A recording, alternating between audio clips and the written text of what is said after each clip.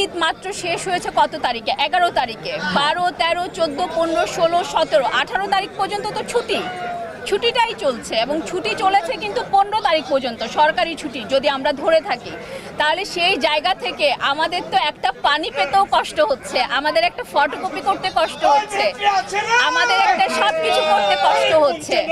সেই জায়গা থেকে আমাদেরকে মনে হচ্ছে যে ঈদের পরে নির্বাচনটা হওয়াতেই ঝামেলাটা হয়েছে।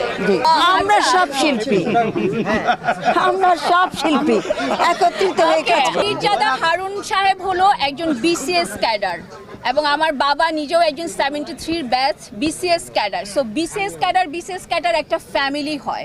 সো সেই জায়গা থেকে যতই বিতর্ক থাকুক, যা কিছুই থাকুক, দিন শেষে কিন্তু বিসিএস ক্যাডার ওনারা হয়ে যায় একটা ফ্যামিলি।